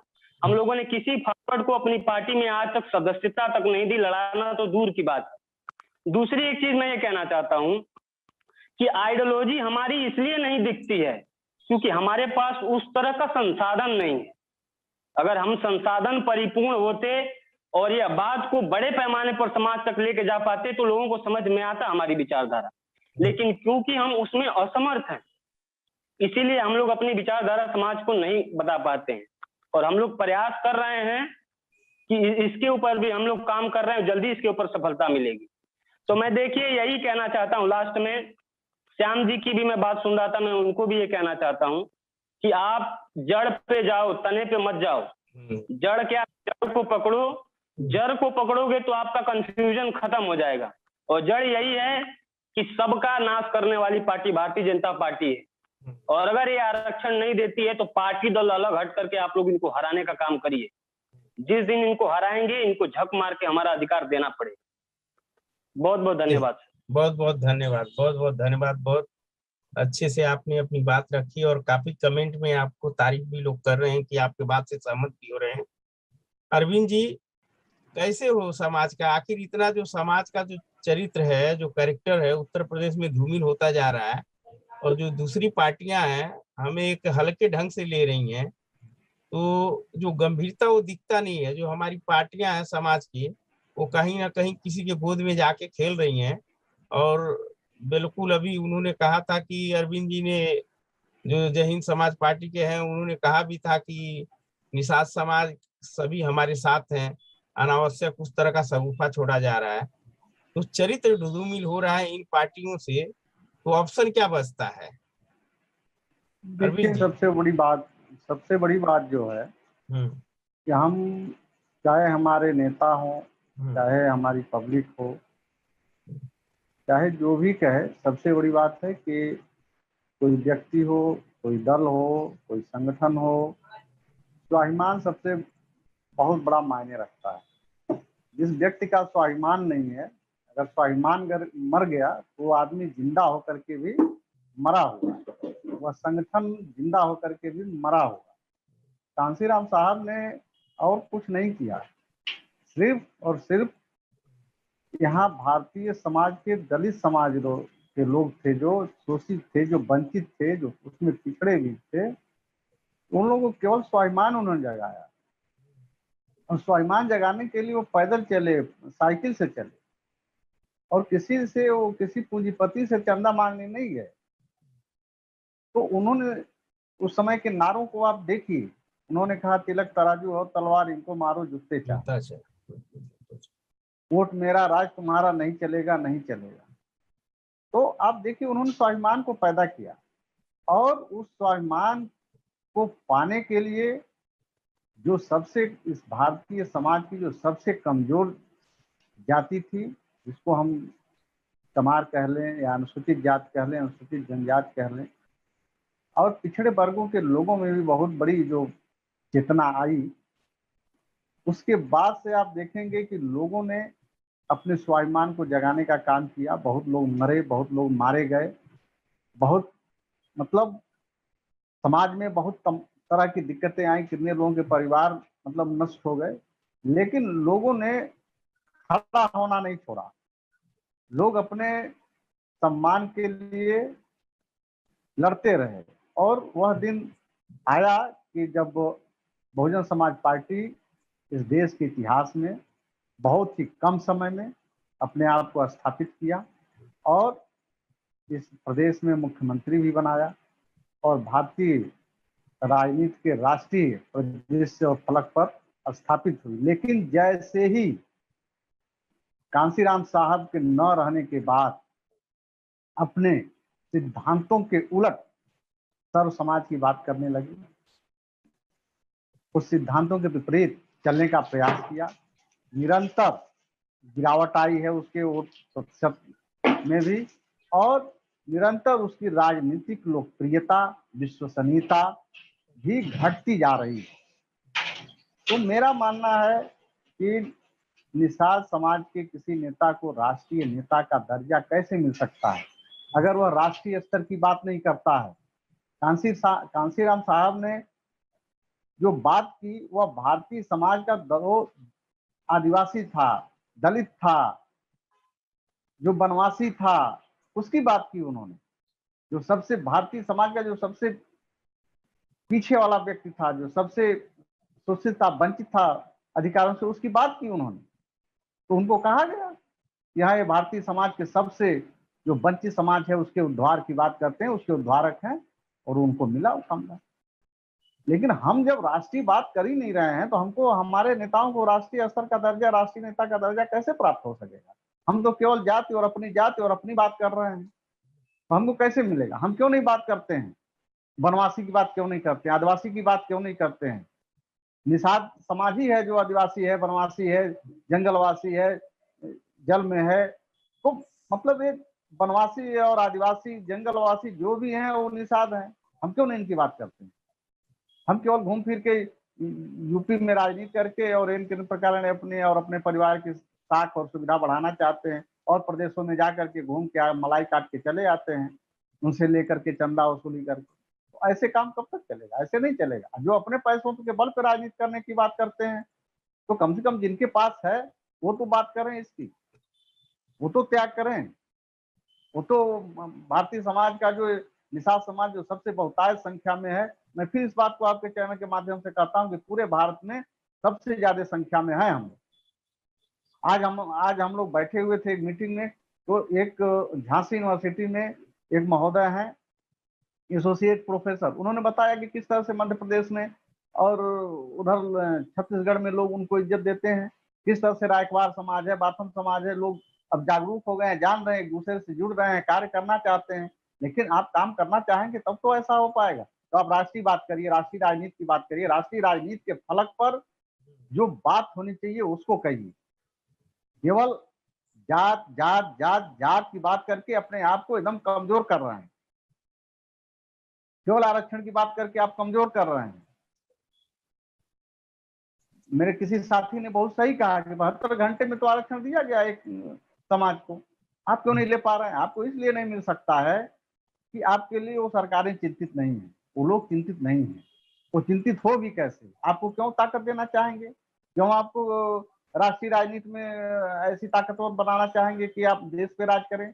तो आपको अगर राज करना है तो उस हिसाब से पेन भी लेना पड़ेगा, संघर्ष भी करना पड़ेगा, और इसके लिए पूरी तैयारी के साथ राष्ट्रीय राजनीति के लिए आपको तैयार होना पड़ेगा, खड़ा होना पड़ेगा, और राष्ट्रीय राजनीति के लायक बात करनी पड़ेगी।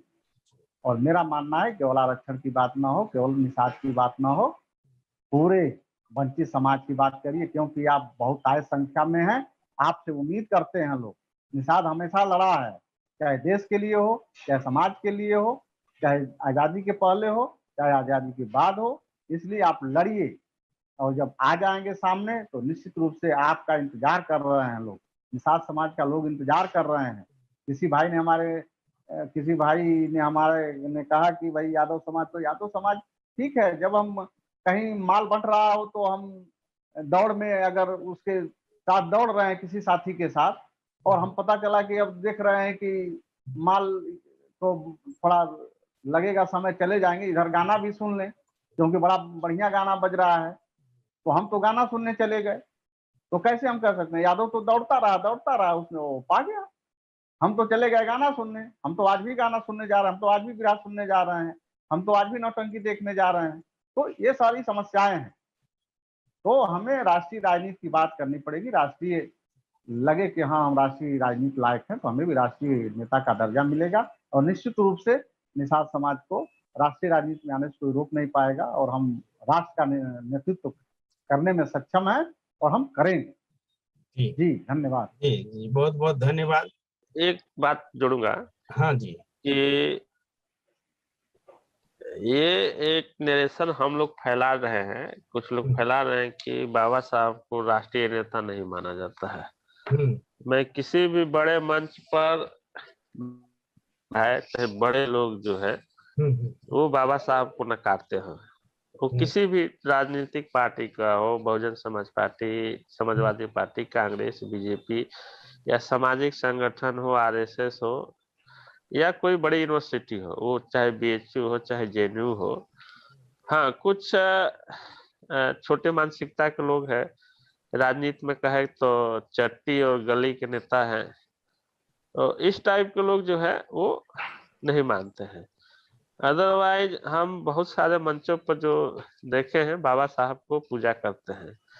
हमारे बहुत सारे ऐसे दोस्त हैं जो कई जातियों के हैं, जो हमको खुद बाबा साहब के कुछ पुस्तकें रेफर किए कि ये पुस्तक पढ़ो।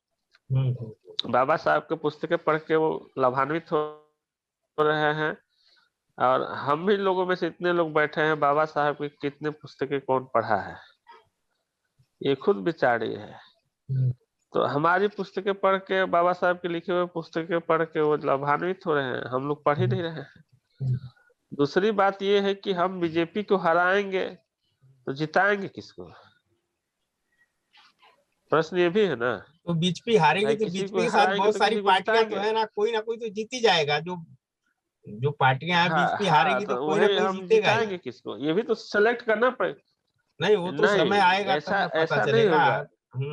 वो देखिए, हराना वो अच्छी बात है कि हमारा अधिकार नहीं दिया, हमने नारा भी दिया कि हमारा आरक्षण नहीं देता है, हमारा अधिकार नहीं देता है, तो हम उसको वोट नहीं देंगे।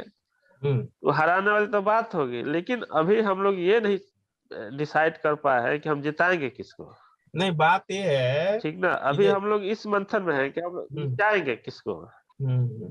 तो हम लोगों को इस विचार पर जो है बहुत गंभीरता से, पहले बात सुन लीजिए, गंभीरता से विचार करना चाहिए। दूसरी चीज देखिए, मैं यदि देश का आजादी के बाद से, या जो हम लोग 10-15 साल से हम लोग राजनीति को थोड़ा देख रहे हैं, समझ रहे हैं, तब से हमने एक चीज को महसूस किया है कि निषाद हमेशा जो है सत्ता से बाहर हो जाता है। जैसे कि जो पार्टी सत्ता में आती है वो कोई भी बात लेके खुन्नस लेके उसके विद्रोह में जो है खड़ा हो जाता है, और वो जो है अपने जो भी थोड़ा बहुत फायदा मिलना होता है या जो भी होता है उससे वो वंचित हो जाता है। तो ये 2-3 पॉइंट्स को गंभीरता से जो है डिसाइड करने की जरूरत है, और इस चीज पर जो है मंथन करने के बाद डिसाइड करने की जरूरत है कि हम जाएंगे तो किसके साथ जाएंगे। हमको ये नहीं सोचना है कि हमको भाई हराना है तो हरा देंगे, ठीक है, लेकिन हम जाए तो किसके साथ जाए, ये बिल्कुल वेल प्लानिंग और लॉन्ग टर्म प्लान बना के जाने की जरूरत है। नहीं तो आप किसी के साथ चले गए, आप गए, आपको 2-4 लोगों को टिकट दे दिया, बाकी जो है अपना मलाई काटने लगा। भाई जिसकी सत्ता है उसके इंटरव्यू में लोग पास होंगे, उसका जो है सब चीज मिलेगा, ट्रांसफर पोस्टिंग सब होता है, जैसे कि अब हो रहा है। वो आगे वाले सरकार नहीं करेगी क्या? आगे वाला सरकार भी वही करेगी। तो इस चीज को जो है, सारे चीजों को जो है ध्यान में, अभी तो मान लीजिए कि ओबीसी की बीजेपी बंटवारा का बात कर रही है, जो क्षेत्रीय पार्टियां आ जाती है क्या ओबीसी की बंटवारा करेगी? कांग्रेस क्या ओबीसी की बंटवारा करेगी? तो इन सब चीजों के बहुत सारे ऐसे पॉइंट्स है जिसको डिसीजन करने के बाद जो है समाज जो है डिसाइड करेगा कि उसको क्या करना है, और इस जी चीज को मैं जो है समाज में हम लोग को रखना चाहिए। जी जी मैं अरविंद इसी जी बात आप को कुछ कह कहना रहे चाहता हूँ। थे। जी मैं इसी बात को कह रहा हूँ, जैसे भी इंजीनियर साहब ने कहा कि उसका विकल्प क्या है, तो मैं पढ़ रहा हूँ ऑर्गेनाइज्ड बाय यूनाइटेड फाउंडेशन। तो इसीलिए जो एक यूनाइटेड फाउंडेशन है, ये जो बौद्धिक लोगों का जो एक संगठन है और जो कहीं न कहीं नौकरी में है, तो मैंने पिछली बार भी कहा था कि इन लोगों को जो सभी लोग जो दल बनाए हैं, किसी की सीमा 20 किलोमीटर, किसी की सीमा 50 किलोमीटर तक जाते जाते समाप्त हो जा रहे हैं, लेकिन कोई एक दूसरे के साथ बैठने को तैयार नहीं। तो ये यूनाइटेड फाउंडेशन को जिम्मेदारी कहीं न कहीं से निभानी चाहिए कि वो सभी लोगों को एक साथ बिठाने का प्रबंध करें, और सभी लोगों को यह सोचना चाहिए, हम हराने की बात नहीं, हराना तो ठीक है, हराना वो कोई जोश में कह दे बड़ी अलग बात है, हराने की बात नहीं। बात यह है कि जो देश हित में हो, जो हमारे समाज के हित में, मैं फिर उस बात को कह रहा हूँ कि हम क्यों शब्दों के चयन से ही हम जो है जात के नेता बन के रह जाते हैं, जाति हित की बात सोचने वाले व्यक्ति बन के रह जाते हैं। मैं तो बार बार कह रहा हूँ कि यहाँ देश हित की बात है। आज 3 अमेरिकी कंपनी चली गई, 3 अमेरिकी कंपनी चली गई, तमाम इंस्टीट्यूशन बंद हो रहे हैं, तमाम संस्थाएं बंद हो रही हैं, नौकरियां कम हो रही हैं, तो कोई केवल निषाद की नौकरी थोड़े जा रही है, तो पूरे देश के लोगों की नौकरी जा रही है, पूरे देश के लोग चिंतित हैं। लेकिन हम किसके साथ बैठेंगे, किसके साथ वोट करेंगे, और वो तो प्रदेश वाइज होगा, कोई ऐसा थोड़ा ना है यूपी की स्थिति कुछ और होगी तो बिहार की स्थिति कुछ और होगी, पता चला महाराष्ट्र की स्थिति कुछ और होगी।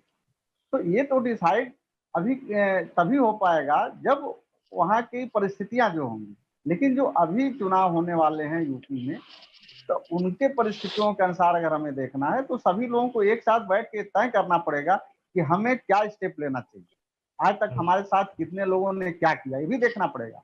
आपको अवलोकन करना पड़ेगा कि किसने हमको अगर फायदा नहीं किया तो नुकसान नहीं किया, किसने हमें कितना फायदा दिया, अथवा अगर किसने फायदा नहीं दिया तो नुकसान भी बहुत हमारा कर दिया। इन सारी परिस्थितियों को अवलोकन के लिए और इस पे मंथन और चिंतन करने के लिए जरूर यूनाइटेड फाउंडेशन को पहल करनी चाहिए, और इस पे बैठ के चिंतन करके एक निर्णय पे पहुंचना चाहिए। हो सकता है दल सारे न बैठे न करें, लेकिन जो बौद्धिक वर्ग है उनको जरूर एक कोशिश करनी चाहिए कि बैठ करके एक निर्णय लें और एक विचार बनाएं कि हमारे इस देश के और राष्ट्र के प्रति क्या विचार होने चाहिए, देश को बचाने के लिए या हमें अपने अधिकार को बचाने के लिए या हमारे आने वाली पीढ़ी को बचाने के लिए। तो ये चिंता का विषय है आज के समय में। तो इस पे भी केवल राजनीति की बात नहीं है, देश को आज जो स्थिति है, हमें देश के भविष्य को ही देखना है, और भविष्य तो निरंतर चलता रहेगा, हम रहें न रहें देश रहेगा और देश का भविष्य निरंतर चलता रहेगा, तो इसको भी देखने की जरूरत है। बिल्कुल बिल्कुल। जी जी बहुत बहुत धन्यवाद। जी अरविंद जी मेरे को एक दो मिनट, हाँ हाँ 2 मिनट। बोलिए। देखिए, सबसे पहले तो मैं यही कहना चाहता हूँ कि आदरणीय बब्बन जी कह रहे थे कि किसको जिताया जाए। देखिए, कहा जाता है कि अंगूर अगर अकेले रहेगा तो कितना भी मोटा ताजा है वो सड़ जाएगा। इस समय दो विचारधाराएं इस देश में चल रही हैं, एक अंबेडकर और समाजवादी, ये दोनों एक ही विचारधारा है, और एक आरएसएस की विचारधारा है। आरएसएस की विचारधारा ने इस देश में 8 सालों में ये बताया है कि जो दलित, पिछड़े, मुसलमान जो भी हैं, इनको हम लाद के नीचे ही दबा के रखेंगे। तो मैं तो यही कहूंगा कि ये समाज को समझना पड़ेगा कि आरएसएस की विचारधारा के साथ जाके हम खुश रहेंगे कि समाजवादी विचारधारा, अंबेडकर की विचारधारा के साथ हम खुश रहेंगे, पहली बात। दूसरी बात, आदरणीय अरविंद निषाद जी से मैं ये कहना चाहता हूँ कि सर, आप समाज के बहुत ही बौद्धिक आदमी हैं। मैं तो चाहता हूँ कि गोरखपुर राजनीति का गढ़ है, आप ही के नेतृत्व में एक कार्यक्रम हो जिसमें सारे नेताओं को बुलाया जाए और वहीं पे विचार किया जाए कि किसके साथ चला जाएगा, किसके साथ नहीं चला जाएगा। हम अपनी पार्टी की तरफ से आने के लिए तैयार हैं, लेकिन बाकी और नेताजी लोग जो जूता साफ कर रहे हैं उनसे पता कर लीजिए वो भी आएंगे कि नहीं आएंगे। हमको 24/7 कभी भी आप इनवाइट करेंगे, देश हित, समाज हित में हम लोग आने के लिए तैयार हैं। हम लोगों ने हमेशा यही चाहा है कि समाज का काम हो। अदरवाइज अगर व्यक्ति विशेष में अगर हम लोग को भी सांसद, विधायक, मंत्री बनना होता तो नंदलाल निषाद ने 2012 में ही पार्टी बनाई थी, अब ये लोग पैदा भी नहीं हुए थे। तो आप समझिए कि हम लोग को भी किसी पार्टी से टिकट मिल जाता और हम लोग भी चुनाव लड़के सांसद, मंत्री बन जाते, और आज भी बन जाएंगे। आज भी अगर हम लोग विलय कर दे किसी में ले जाकर के तो 2-4 सीटें मिल जाएगी, हम भी चुनाव लड़के जीत जाएंगे। लेकिन हम लोग एक जो हमने कहा ना कि एक विचारधारा के साथ हम लोग काम कर रहे हैं, 10 साल से काम कर रहे हैं, 20 साल और काम करेंगे, हम लोग को कोई जल्दी नहीं है। बाकी ये समाज ऑटोमेटिक डिसाइड करेगा किसके साथ चलना है, किसके साथ नहीं चलना है। हम कोई अभी सर्टिफिकेट नहीं देंगे कि हम बहुत बढ़िया आदमी, लेकिन ये समाज बताएगा भविष्य में कि कौन बढ़िया काम कर रहा है। बहुत बहुत धन्यवाद सर। बहुत बहुत धन्यवाद। अब हम लोग लगभग 2 घंटे के करीब परिचर्चा कर चुके हैं और फिर अगले संडे हम लोग मिला जाएगा। आप लोगों ने समय दिया, कीमती समय दिया और इस परिचर्चा में सहभागी रहे, इसलिए आप सभी लोगों को बहुत बहुत धन्यवाद। हमारे साथ आज काफी दर्शक जुड़े रहे, उनको भी मैं तहे दिल से धन्यवाद करता हूँ और फिर अगले डिस्कशन में, अगले परिचर्चा में अवश्य मिला जाएगा। बहुत बहुत धन्यवाद।